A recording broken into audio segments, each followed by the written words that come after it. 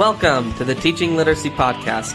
I'm your host, Jake Downs. I'm a fourth grade teacher, PhD student at Utah State University, and someone who just wants to know more about reading. This podcast is about bridging literacy research into practice. Every episode, you'll hear from a literacy researcher about their work, why it matters, and how to turn it into practice in your classroom.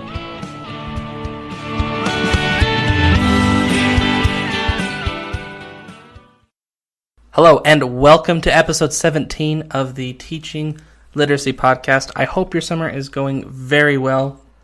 One quick item of business, I wanted to give a big thank you to you. Yes, you, the listeners of the podcast.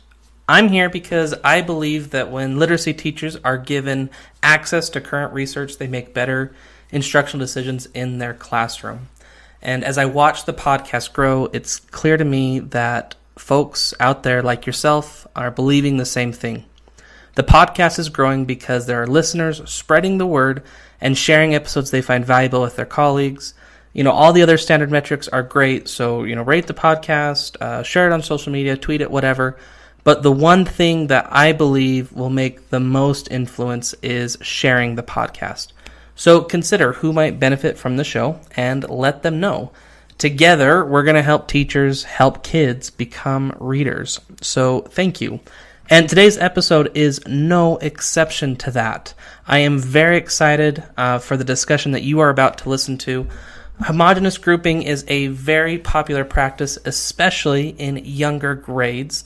But how effective is homogeneous grouping? And do different students benefit more or less from it?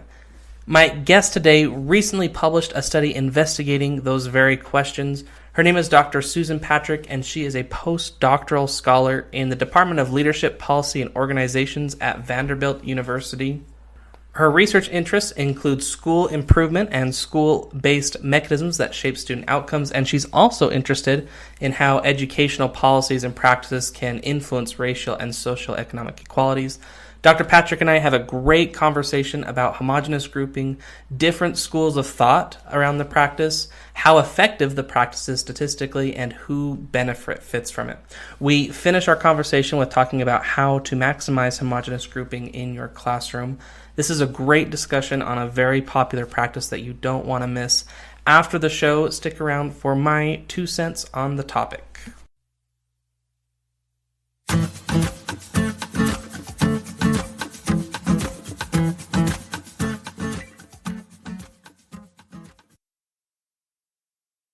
Dr. Susan Patrick, welcome to the Teaching Literacy Podcast. Thanks so much for having me. You recently published an article in the Elementary School Journal that investigated homogeneous grouping with early elementary grades. Why did you first decide to investigate homogeneous grouping? So this came from my own experience as a teacher. I was actually a middle school teacher, so I taught 5th, 6th, and 8th grade English language arts. And so particularly in my last teaching placement, I was in a small school where we had one class per grade level. A huge amount of variation within the class in terms of, where students were starting when it came to their reading skills. And so this is something I just struggled with as a teacher, thinking about how and in what ways should I group students. And so when I started my PhD program, it was still kind of on my mind as something that I was interested in. And then I actually started this project as a first semester PhD student. We were in a class where we were kind of learning how to do research. And so we were asked to pick a large national data set and then kind of, think about some research questions that you could answer with that data. And that's how I came to this, was just my interest as a teacher and then learning some research skills as I started my PhD program. And those kind of came together for this paper. Wonderful. So let's get to some foundations. You prefer the term homogeneous grouping and achievement grouping versus the term ability grouping. Can you walk us through the differences of these terms and why you prefer homogeneous and achievement rather than ability? Yeah, and I think you see both educators and researchers use a lot of different terms, not even just those three, to talk about grouping. Grouping can take many forms, and I think how you talk about grouping can also take many forms. In particular, I like thinking about it in terms of either homogeneous or achievement grouping, because I think it connotes the idea that in many cases, teachers are grouping students based on performance. So that might be on a reading inventory, a diagnostic, a formative assessment, or their own perceptions of students' skills. I think it's largely not about ability, which I think of something as that you can't easily measure as a teacher, something kind of underlying about students. And so I prefer homogeneous or achievement grouping because I think it kind of shows that idea that this is based on some kind of metric of a performance, not necessarily underlying ability. So you mark a distinction then between performance and ability, that those are two separate ideas. They have overlap, of course, but they're two separate things. So when we talk about homogeneous grouping, what, and in context of this study that you did, what specifically are we talking about? Yeah, so I define it fairly broadly. So in this case, for this study, I'm defining it as any type of grouping practice that creates more homogeneous learning environments, and specifically within a classroom. So within a single classroom, how do teachers place or group students so that they're with students that have similar performance levels, similar skills, similar needs, with the idea that then teachers can target resources, instruction, materials, et cetera, to those smaller groups. So it's grouping within a classroom to make sure that the smaller groups have similar levels of achievement, but the instruction can vary what type of instruction these groups are receiving. Is that correct? Yeah, absolutely. And I mean, and as you know, as I think, anyone who's been a literacy or English literature teacher would know, I mean, this can look dramatically different from class to class. And so there's some benefits and some drawbacks of using this very broad definition, because this is going to encompass lots of different types of instructional practices. Excellent. So the practice of homogeneous grouping, it's not without debate. There are definitely different perspectives around it. Can you explain different approaches or different ways of thought of how homogeneous grouping is perceived? I mean, I think it's useful to think about this both from a educator, practitioner perspective and from a researcher perspective. And so I think from a practitioner perspective, there's lots of different kind of methods of grouping. In this paper, I'm not really investigating those different methods, although there is research that has looked at that, looking at guided reading, looking at literacy stations or other methods of grouping. I'm coming at it a little bit more from a research perspective and how different kind of research communities have thought about or framed grouping, and kind of what, following the work that's been done by Adam Gammaren, who is this education researcher and sociologist. He's written about grouping for decades, many decades. He started researching grouping in the 1980s. And so, he talks about it, and this is kind of how I think about it as well, as there are these two kind of camps of ways of thinking about grouping. One is thinking about it as differentiation. So thinking about it as an instructional best practice, that we as teachers want to make sure that we're differentiating our instruction for students based on kind of where they are. So grouping allows for that, right? Because it means that you can take a small group and think about, what students' skills are and needs are in that group. And then you can give them different materials or different types of instruction that kind of hit their needs where they are. So I think there's definitely kind of a group of researchers, and I think a lot of practitioners who think about grouping as kind of a way of differentiation. And that's kind of how you frame grouping. I think there's a separate group, and these groups often don't talk to each other, who thinks about grouping as a form of stratification. And so when I say stratification, kind of what I mean is this idea that you create, within a school, you create differing levels of access to learning opportunities. And so those folks who think about grouping as stratification would argue that it's something that happens within schools that creates unequal access for students. And it can do that in two different ways. One is that, grouping how kids are actually placed into groups may be unfair. Teachers might have kind of imperfect information or rely on their own biases or cultural biases that privilege kind of certain types of, ways of speaking and reading, and they use those in grouping students. It also could be creating these unequal access to learning if, the different groups get different types of instruction that can create, different opportunities to learn. You can imagine, and some research has seen this, although it's pretty old at this point, that, teachers interact differently, like with their, highest performing groups than they act with their lowest performing groups. There's different access to materials or access to rigorous instruction. So that's kind of the idea behind thinking of grouping as stratification. And so largely, I think these groups have not talked much to each other about how kind of these two things might coexist. Grouping could both be, differentiation of instruction, but also, creates potentially unequal access to learning.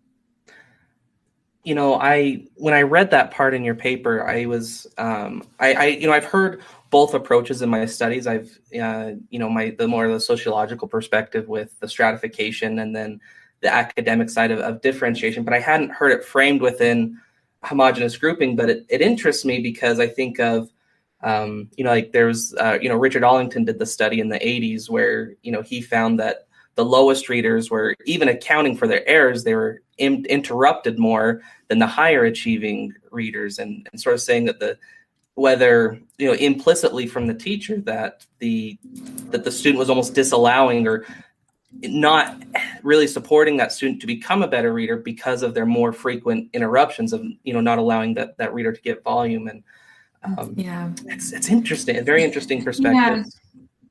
And I think, a lot of this may be, in fact, be unconscious, I'm thinking about it even with the youngest students, right? Sociological research that's been done about groups within even, kindergarten, first grade classes, right? Where you might have the red group and the green group and the blue group and the yellow group. Students themselves can pick up on these slight distinctions that, being in the blue group is better than being in the yellow group. Yeah. Hopefully that, these groups can kind of talk in that. And even within a classroom, even just being aware of, the two different perspectives can allow for teachers to make better instructional decisions, or just be aware of their instructional decisions to, make sure that, there's equal access to resources and instruction, but also being allowed to differentiate and meet students where they are at. So there's a lot of research that's been done on homogeneous grouping in the past. Can you give us a brief overview of some of the findings from that research? Yeah, so as I mentioned, this is something that's been researched a lot for a long time. And so I would say a lot of this research happened in the 70s, 80s, and 90s. But you've seen some more recent research on it as well. It can take a lot of different forms. So some of this research happens within classrooms where someone is actually observing what happens between different groups. But a lot of the research is actually more quantitative research that looks at kind of differences in reading growth or reading trajectory based on things like how teachers report on their grouping practices. So whether they group, how much time they spend in groups, et cetera. Where students are placed. So are they in the highest reading group or the lowest reading group or in between? Or kind of other things about students. So, some research has looked at this, is grouping more beneficial for certain types of students based on, what their initial reading skills, based on their demographic background, etc. So I would say there's some consensus among recent research that grouping can and so often is associated with higher reading gains. Those are pretty moderate, they're not huge reading gains, they're pretty small reading gains. But there's also evidence, this gets back to these two different framings, right? That, grouping may benefit certain students more. So in particular, research that's looked at the differences between, students who are in the highest reading group, students that are in the lowest reading group, comparing them to students who aren't grouped at all. There definitely is some evidence of that stratification of, kind of the rich get richer. Students in the highest achieving groups tend to do better when they're grouped. students in the lowest achieving groups tend to do worse. And so you kind of have both things happening in the prior research that's been done about grouping. On the podcast, we try to keep it practitioner friendly, so we don't get too deep into the weeds with methodological approaches and the statistics. But, and I didn't realize this until I read your study, but as a researcher, it's challenging to study homogeneous grouping just by deciding what you're going to measure and the outcomes. And you already touched on that a little bit, but can you talk about some of the challenges around doing research around homogeneous grouping and really determining how effective it is? Yeah, so I think this comes down to, and I think this will make sense to practitioners, there's a lot that goes into these decisions about grouping. So both a teacher's decision to say, I'm going to use this type of grouping in my class, and this is what it's going to look like, as well as teachers' decisions about, I'm going to actually place students into groups. A lot of things go into those two decisions. And much of that, it's really hard to observe in research. And so, in the research that I've done here and that a lot of people have done, it's relying on kind of surveys that teachers are reporting on their practices, not necessarily deep observation of those practices. And so the real challenge then is thinking about this idea of what's the right comparison. So, some research is comparing classrooms that use grouping to classrooms that don't use grouping. But the challenge is that you want to know what, the actual use of grouping is doing when it comes to students' performance and growth. And so thinking about how can I find classrooms or create comparisons that are very similar, except for one uses grouping and one doesn't. When you think about the idea of grouping placement, so are you in the high group or the middle group or the low group as a student, you can also think about there's lots of decisions that go into how students are being placed, many of which are really hard to know if you're not the teacher or you're not in the classroom. And even for teachers, probably some of it is probably even hard to articulate because it has to do with nuances of the class and of the different relationships in the class. And so similarly, it's really hard to think about who is the right comparison. And so in past research, kind of what a lot of researchers have done is, think about this idea of we can collect information about students and teachers in classrooms, and we try to kind of account or control for that information. And so the kind of hope is that then you can create comparison groups where the biggest difference is you're grouped, your classroom uses grouping or it doesn't, or for a student, you're in the high, the medium, the low, or you're not grouped at all. And you can kind of create these comparisons that make sense. But you have to make a ton of assumptions to create a good comparison group. And so that's kind of the real trick of trying to do this. It's definitely not easy. And I think there's been a lot of critiques of past research that are very appropriate because it's really hard as a researcher to make those decisions. Thanks for outlining those. I see that really great teachers, they think like researchers to a degree, or maybe it's researchers think like great teachers, but of making those instructional decisions and the nuances and knowing that, homogeneous grouping, it's a practice, but you're going to pair that practice with, literature circles or leveled reading or, direct instruction. So, there are a lot of nuances there. You used data from the early child longitudinal study for your analysis. Will you just give us a quick oversight of what the early childhood longitude study is and why it was an appropriate data set for you to use for your analysis? So this is a federal research program that's been going on for a number of years. And so it's a study that's been conducted in two waves. It's a nationally representative study of incoming kindergarten students. And so they did one set of data collection for students that started kindergarten in 1998, and then another set of data collection for kindergarten students who started kindergarten in 2010. So I'm using data from that more recent wave. The great thing about this data, it follows students over time. So it's starting in kindergarten and then following them through elementary school. But it also collects a lot of information about students themselves, their families, their teachers, their schools. And so for my purposes, that's really helpful because I'm able to account for a lot of different things about the students, their teachers, and the schools. But also in particular, they ask questions about instructional practice. And so for this study, they ask of teachers about grouping, and they also ask teachers not only about their general practices, but for the students who are in the study about their specific group placement. So both of those things are really critical for me as a researcher to be able to study kind of both the, what's happening with grouping and then what's happening with group placement. So within this larger data set, you looked at the specific aspect of homogeneous grouping. What did your study aim to add to the previous literature, and what sort of things were you looking at?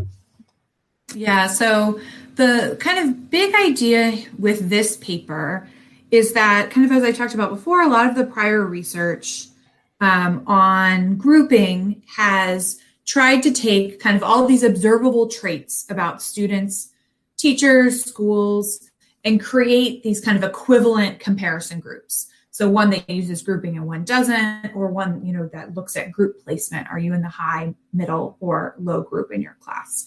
And so I'm doing something similar, but I'm using a different method that takes the longitudinal nature of this data into account, because this is following students over multiple years. And so in particular, I'm looking at students from kindergarten through second grade, so those first 3 years of school.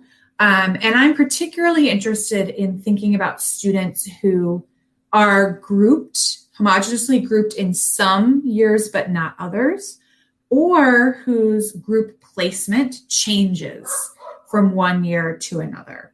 And so the benefit of this approach is that you're comparing students to themselves. And so a lot of the things that you can observe as a researcher, you can kind of account for when you're using kind of the same student as their own comparison. And so that's kind of the benefit of kind of what this paper is doing, is it creates a different type of comparison group. It's not perfect, and there still are issues with it, but it helps kind of think through some of the limitations of past research and try to push forward to creating a better comparison to understand kind of how grouping is associated with reading growth. So there was sort of two areas of findings. The first one, what did you find when you compared when students were grouped versus when they were ungrouped? So when I just look at so in this case, the comparison is between, students whose teachers have said, yes, I use achievement grouping during reading instruction, to students whose teachers say, I don't use grouping during reading instruction. And I do that in two ways. I do it in the way that I just described, where I actually compare a student to themselves. And I also do it with all the students in the data set, comparing grouped and ungrouped classrooms while counting for a lot of things about students and teachers in schools. And in both cases, I find actually pretty similar answer, that students who are in classrooms that use achievement grouping have slightly higher reading growth. But I think it's important to note that it's pretty small difference. So it's about 4% of the typical growth that's made by a early elementary student in a year. So it looks like this evidence would suggest that on average, students in classrooms that use achievement grouping do slightly better than students in classrooms that don't use grouping. There's trade-offs there of, yes, the grouping did benefit, but 4% is pretty minimal. And I think one of the things to consider and think about here as a practitioner, right, is that this is an average difference, right? And so within this group of teachers, I'm sure there's drastically different uses of homogeneous grouping. And for some of those teachers, it may have had, it may be leading to great growth, and for others, it's not.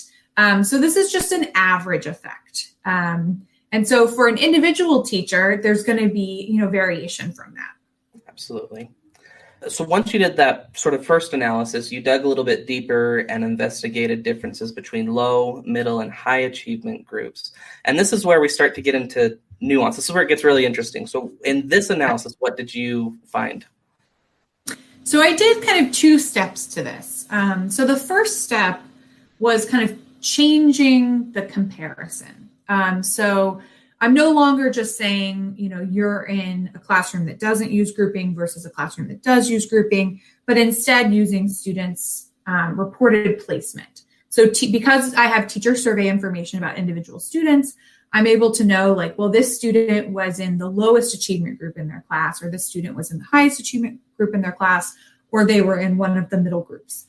And so what I'm able to do then is to compare students in those specific groups to students who are ungrouped, or in the case of the student comparison where I'm looking within the same student, about half of the students in this sample actually changed from year to year in terms of either their group placement or being grouped versus ungrouped. And so this creates this opportunity to again see, do you see differences in this relationship between grouping and reading growth depending on group placement? And so this gets to this stratification argument. Is this better for certain placements versus others? And so this is one where the pattern of the results are the same, whether I use kind of this traditional way of comparing or compare within student, which is called student fixed effects. But the magnitude of the differences is quite different depending on the method that you use in the research. But in both cases, what the findings suggest is that students who are in the highest groups, so the highest achievement groups in their class, experience more reading growth when compared to ungrouped students. And then students who are in the lowest reading group in their class experience less reading growth when compared to ungrouped students. So this kind of goes to this argument of stratification, where students in the high groups benefit and students in the low groups do not. But there's a big difference in the magnitude of that difference, depending on the kind of method that you use. And so in the method where you compare within student, which is kind of my preference, you see that the difference is between the lowest groups and the highest groups is about 12% of the average reading growth for a student in a given year. That's a good amount of difference. It's not as big as prior research has found, because a lot of prior research has used different methods. But it's still, something to consider, is that at least on its face, it looks like reading growth is really benefiting these students in the highest group more. That's what that would suggest. It's tricky with the quantitative research that a lot of times it doesn't answer why. It gives you, it lets you understand a phenomenon and to what degree is this phenomenon happening, but it doesn't, that why is always trickier to pin down.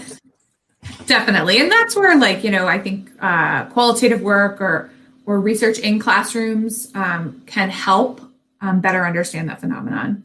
And then I should also say, there's a second part of this analysis that I also did, which gets a little bit more complicated, technically complicated, but the idea behind this analysis is that I also wanted to know how much this difference varied based on where students were when they started. So their kind of initial reading skills. Some of the past research on this has actually been kind of mixed about whether kind of higher versus lower performing students may benefit differently from grouping. And so what I generally find when I look at that is that overall, there's kind of this evidence that grouping may benefit kind of lower performing students, and not really benefit higher performing students. When you think about students who are coming into kindergarten, first grade, or second grade, kind of above or below average in terms of their reading skills. But there's kind of this really nuanced finding, which is kind of hard to think about in a lot of ways, where it only benefits these lower performing students when those lower performing students tend to be in the middle or high reading groups in their class. So this is kind of like a counterintuitive finding, or on its face, it's like when you first think about it, you're like, how is that possible? But the way that I do think about it in the research is that I compare students across this national sample. And so lower performing students in the case of this national sample are students who are kind of below the national average. when they start these 3 grades. But within their classroom, they may be, higher achieving students relative to their classmates. But what this, I think, indicates is that for these students, the benefit of grouping comes when they're in these middle or high achievement groups. Definitely a signal that something is happening within classrooms that may influence kind of how students experience grouping when it comes to being in the low group versus being in the other groups. Certainly something that kind of goes along with this stratification argument that something is happening that's different when you're in the low group versus when you're in the middle or the high groups. And I don't know what that is. I mean, getting back to your point, I don't know why that happens, but at least this research would indicate that it looks like there's something on average that's happening that changes the experience of grouping for students. I think that's what good research does, right? It answers some questions, but then asks a lot better questions. And I think that's what's going on here. So, we've talked a lot of the data and the findings, and let's try and give some practical implications for teachers. So, a major takeaway is the lack of progress that lower achievement readers can experience from homogeneous grouping. What can, in your opinion, from your perspective, what can teachers do to support these lowest readers in homogeneous groups? So I would say, 2 things. Some that's coming from research, this specific research, but some that's coming from other research that's been done on grouping. And in general, I think best practices about grouping suggest that grouping should be done in a flexible way. Teachers should reevaluate group placement. This is not something that I can observe in this study. So I don't know, for example, in these classrooms, what's actually happening, if students are switching groups. So I kind of just have this static measure. But a lot of other work that's been done would suggest that kind of best practice would suggest that, teachers are, regularly, as much as is practical, reevaluating students' performance using formative assessments or diagnostics, and then moving students around in ways that would make sense. And so you can see how that would actually, mitigate this issue of being in the lowest group, if in fact that is changing. Also, I think there's a lot of grouping that can be done that's not just low, medium, high, but is about specific skills, right? So this group needs remediation on these specific skills. It's not just that these are kind of the lower performing students overall. And I think that's another way that research would suggest you can mitigate this problem, is that you're really focusing on specific skills, not overall performance levels. And I think it comes back to also that sociological research that you may have less of an issue when it comes to thinking about status or students observing these performance differences across groups. If you're thinking about grouping in a flexible way as a teacher, and you're thinking about it, in a way that really is about differentiating for different skills. I think the other thing too is kind of more of a internal process for teachers and a reflective process about, I want to use these groups, I want to do differentiation. And so really thinking through, what does that mean for the experience of students?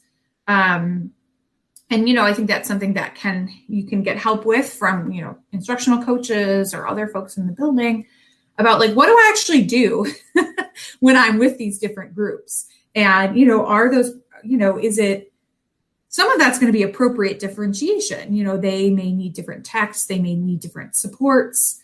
But are there kind of other things that are happening? You mentioned the idea of are you interrupting more? Or are you giving the same levels of opportunity for students to engage or participate? Even your time, some research has been done on how teachers use their time in the classroom. And so there's some evidence to suggest that higher performing students may just get more teacher attention.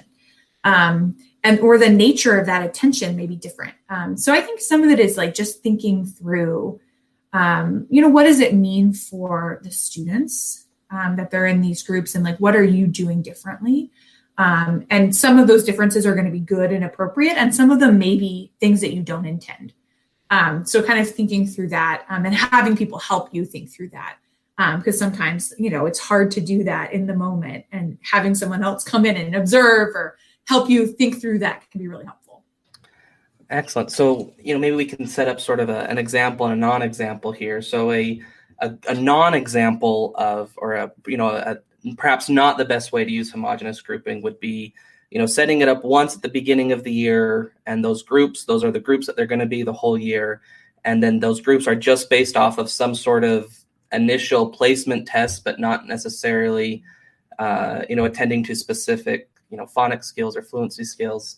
And then that, obviously the teacher isn't, investigating perhaps implicit biases or looking at, the ways the instruction is designed. So that might be a non-example, but then a good example would be a teacher that is using the homogeneous grouping to target specific skills, that is keeping those groups fluid, that as achievement changes or needs changes, that groups are reevaluated on a regular basis, and then tries to keep, an equitable instructional style, and making sure that the instruction the students are receiving are, best practices and fair across the board. Is that an appropriate? Did I miss anything?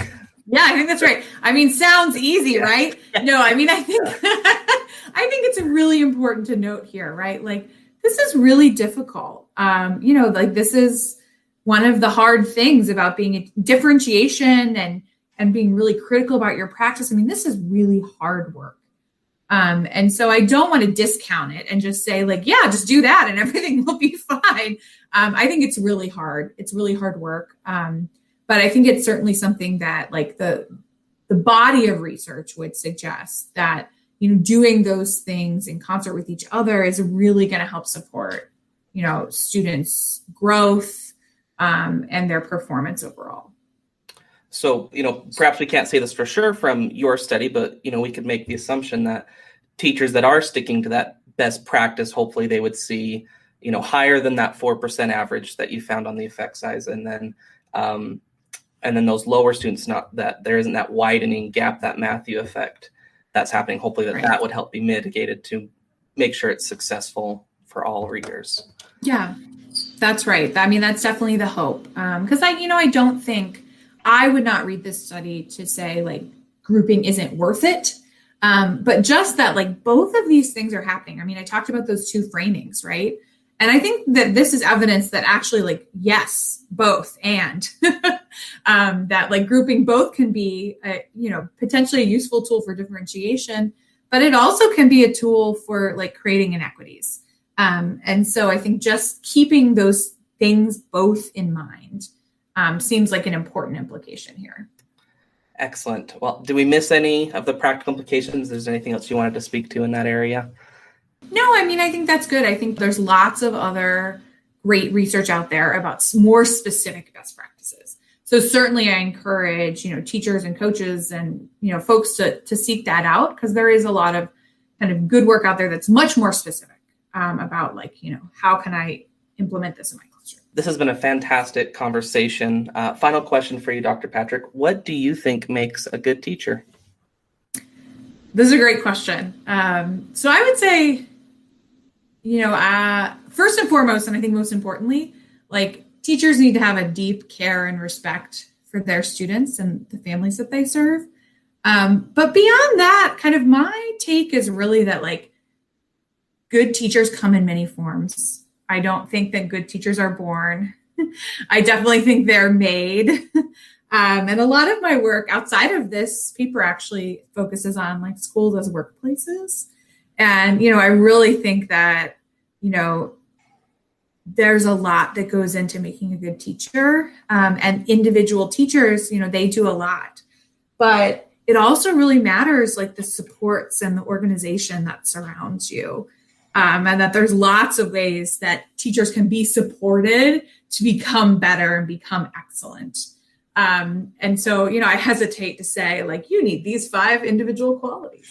But in fact, like, often you can be a good teacher in so many ways, but you really need support. And then it's really hard to be a good teacher if you're in a setting that doesn't allow for that support and ability to improve, ability to be critical and thoughtful, and really spend time on your practice.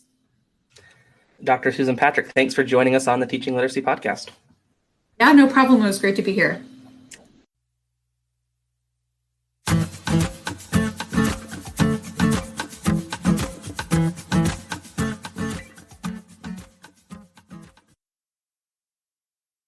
A big thank you to Dr. Patrick for joining us on the show today. Here's my 2 cents on what we talked about. There was a topic that we were supposed to get to, and I got so wrapped up in the conversation with Dr. Patrick that I completely missed it. But what we skipped was a discussion around the growth of homogeneous grouping in the past few decades. Dr. Patrick's research cites a study that grouping in fourth grade classrooms has increased from 28% to 71% of classrooms between 1998 and 2009. And then her own calculations estimate that homogeneous grouping in the early elementary grades increased from 41% to 79% over the same period. And there's a lot of factors tied to that are outside of the scope of this episode.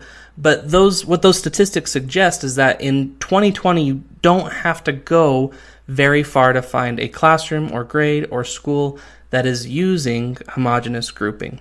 And I was really grateful to have Dr. Patrick come on to the episode and help us tease apart some of the influences that make homogeneous grouping either an effective practice or an ineffective practice, and to what degree it can be effective. Which that leads me to the second idea I wanted to share. This episode was a bit more technical than most, and that was mostly by design. So if you got to this far in the show, you definitely get extra credit. Usually I try to keep the methodological considerations and statistical practices outside of the show because that can be a bit more of the academic-y type stuff. But I wanted to expose the listeners to a bit more of the nuance around homogeneous grouping. The more I read literacy research, the more I'm finding that it's really in the nuances, the very subtle shifts on the margins that can determine whether a practice is effective or ineffective. And even the best practices, when implemented poorly, will perform poorly. What Dr. Patrick found was that homogeneous grouping led to a 4% increase in reading achievement for students who participate in the practice. And I should point out that when we say a quote-unquote 4% average, it's not just a raw average that, her statistical analysis has a bunch more in it than that, like controlling for variables. But what that 4% means, and Dr. Patrick did a great job of pointing this out in the episode, is that there are teachers out there getting much more than 4%. They're getting a lot more benefit out of their homogeneous grouping by the way that they've structured it and are implementing that practice. But the flip side of that is that there are also teachers whose homogeneous grouping practices are going to be much lower than that 4%, or perhaps even less effective than if they didn't use homogeneous grouping. So when we talk about homogeneous grouping from the perspectives of the differentiation camp or the stratification camp, you can likely find examples of both of those in U.S. early ed classrooms today. My hope is that through this episode, you can glean some of those best practices like fluid groupings and having it more skill focused and using reflective practice. You can use those best practices to get more mileage out of your homogeneous grouping and help equip you to make better instructional decisions in your classroom. That is all I have for this episode. Thank you all for joining me on the Teaching Literacy Podcast. If you have a colleague that you think would enjoy or appreciate this episode, please share it with them. I hope you have a great, restful, relaxing summer. And until next time, let's prepare to teach literacy in the fall just a little bit better.